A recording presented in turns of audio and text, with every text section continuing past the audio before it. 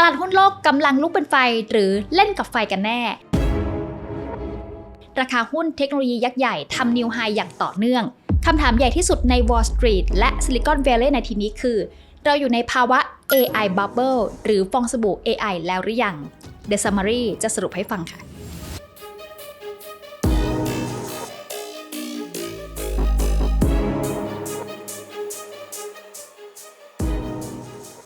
คำว่า Bubble หรือฟองสบู่ในโลกของการลงทุนใช้อธิบายปรากฏการณ์ที่ราคาพุ่งสูงขึ้นมาจนเกินปัจจัยพื้นฐานซึ่งไม่ได้มาจากการขับเคลื่อนของผลประกอบการหรือกำไรของธุรกิจหรือสินทรัพย์นั้นๆนะคะแต่ว่ามาจากความคาดหวังอันสูงลิ่วก็เหมือนกับฟองสบู่ที่ก่อตัวขึ้นอาจจะดูสวยสดใสแต่ก็เปราะบางพร้อมที่จะแตกสลายถ้าเหตุการณ์ไม่เป็นไปตามที่คิดและก็จะทำให้เกิดความเสียหายอย่างร้ายแรงเหมือนกับที่เคยเกิดขึ้นในช่วงของฟองสบู่วิกฤต .com ในปี 2000 หรือว่าฟองสบู่อสังหาริมทรัพย์ในประเทศไทยปี 1997 ที่ก่อให้เกิดวิกฤตต้มยำกุ้งค่ะทีนี้ The Summary จะลองสรุปสิ่งที่เป็นความเห็นทั้ง2ด้านทั้งฝั่งที่เชื่อใน AI Boom และฝั่งที่กลัวต่อการเกิดฟองสบู่หรือว่า Bubble นะคะไปเริ่มกันที่มุมมองของนักเศรษฐศาสตร์ชื่อดังก่อนศาสตราจารย์แอสเวิร์ด ดาโมดารันแห่ง NYU Stern School of Business ผู้เชี่ยวชาญด้านการประเมินมูลค่าที่แท้จริงของกิจการบอกว่าราคาหุ้นเทคตอนนี้แพงมากๆแต่เขายังไม่ถึงขั้นมองว่าน่ากลัวขนาดเกิดฟองสบู่แต่กระนั้นถึงไม่ฟองสบู่ก็อยู่ในราคาที่เป็นโซนแพงที่เรียกว่า Richie Price หรือว่าราคาตลาดที่มีความสูงมากสะท้อนความคาดหวังเชิงบวกอย่างมหาศาลไปล่วงหน้ามากแล้วแต่คำถามคืออะไรที่ทำให้ฟองสบู่ยังไม่แตกสมอที่เหนี่ยวรั้งเอาไว้นั่นก็คือผลประกอบการค่ะศาสตราจารย์ ดาโมดารันบอกว่าตอนนี้บริษัทประมาณ 75% ที่รายงานงบยังทำได้ดีกว่าที่ตลาดคาดการณ์ยังคงมีกำไรที่หลั่งไหลเข้ามาตราบใดที่ยังมีกำไรตลาดก็จะหาเหตุผลมารองรับกับระดับราคานี้ได้เสมอซึ่งหัวใจของการเดิมพันครั้งนี้ก็คือการลงทุนมหาศาลใน AI Infrastructure หรือว่าโครงสร้างพื้นฐานของ AI นะคะเปรียบเหมือนกับในยุค .com ตอนนั้นบริษัทที่เป็นผู้นำในระยะแรกก็คือ Cisco ซึ่งทำเรื่องของโครงสร้างพื้นฐานแต่อันที่จริงจะต้องไม่จบแต่เพียงเท่านั้นนะคะเพราะว่า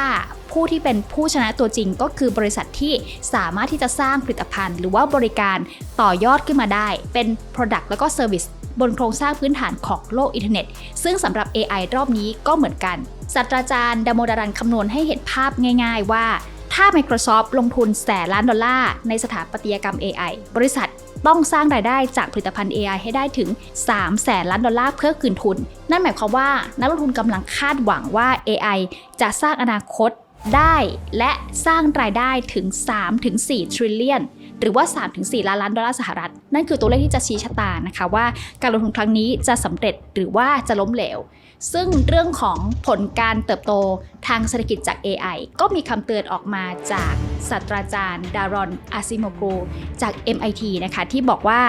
95% ของโครงการนำร่องด้าน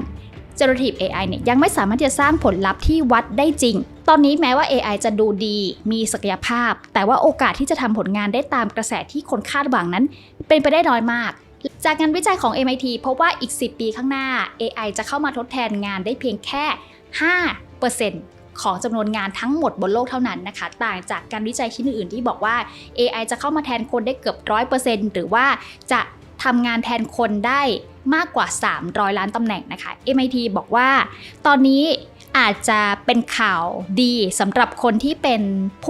ผู้ทำงานในระบบแต่ถ้าเป็นไปตามนี้จริงจะเป็นข่าวร้ายสำหรับผู้ลงทุนที่ทุ่มเงินมหาศาลหลักแสนล้านดอลลาร์เพื่อสร้างการเติบโตของธุรกิจจาก AI แล้วก็น่ากลัวมากว่าเงินสำหรับหลายบริษัทจะสูญหายไปในพริบตาและโลกนี้ก็ไม่มีทางพลิกเศรษฐกิจด้วย productivity เพียงแค่ 5% ของ AI ซึ่งในการใช้งานระดับขององค์กรนะคะก็อาจจะยังไม่สามารถสร้างผลตอบแทนได้เพียงพอมากไปกว่านั้นรายงานนี้ก็ยังสอดรับกับคำพูดของแซม อัลต์แมนนะคะ CEO ของ OpenAI ที่ออกมายอมรับเองบอกว่าตอนนี้ตลาดกำลังเร่งลงทุนมหาศาลใน AI อย่างผิดปกติโดยเฉพาะอย่างยิ่งบรรดานักลงทุนที่ลงทุนในธุรกิจสตาร์ทอัพสาย AI และเขาก็มองว่าอยู่ในสภาวะที่เริ่มก่อตัวเป็นฟองสบู่แล้วด้วยเช่นเดียวกันนะคะนี่คือฝั่งที่มองความเสี่ยงเรื่อง AI จะฟองสบู่แตกหรือว่า Bubble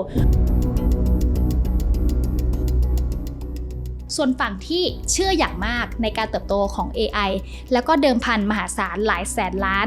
ก็คือมาร์ค ซักเคอร์เบิร์กค่ะมาร์ค ซักเคอร์เบิร์กเขายอมรับนะคะบอกว่าจริงๆแล้ว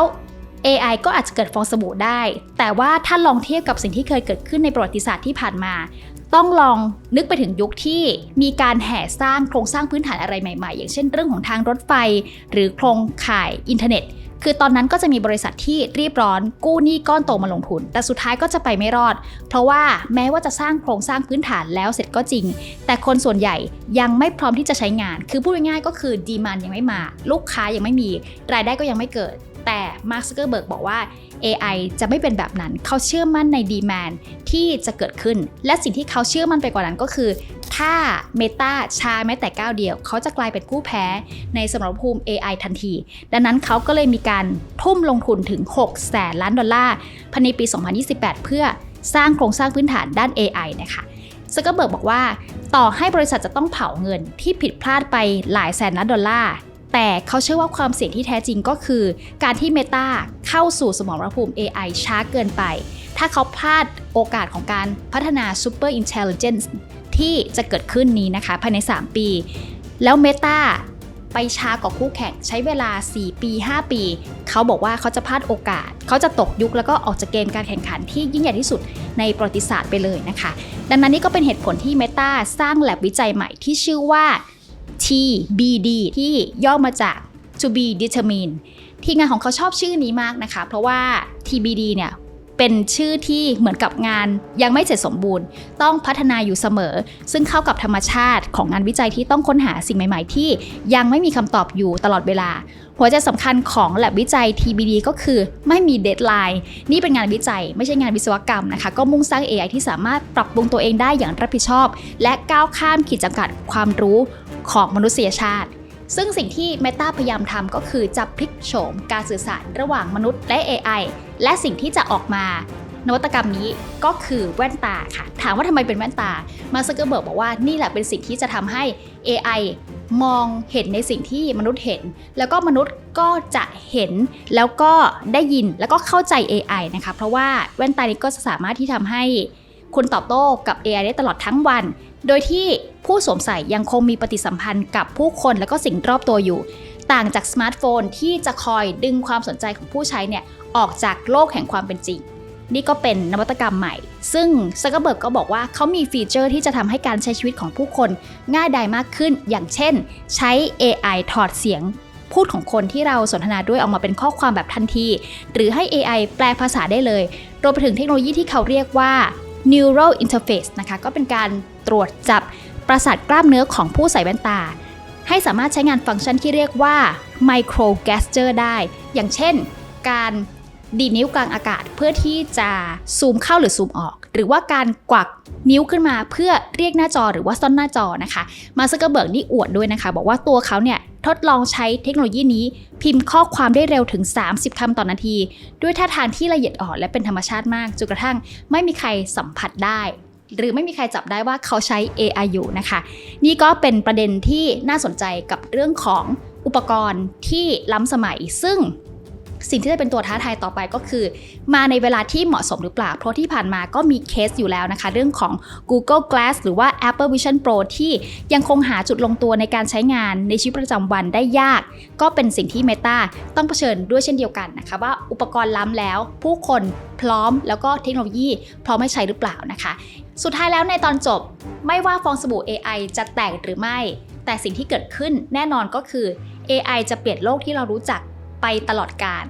คำถามสำคัญก็คือเราเตรียมพร้อมจะรับมือกับโลกอนาคตที่กำลังจะมาถึงแล้วหรือยังค่ะ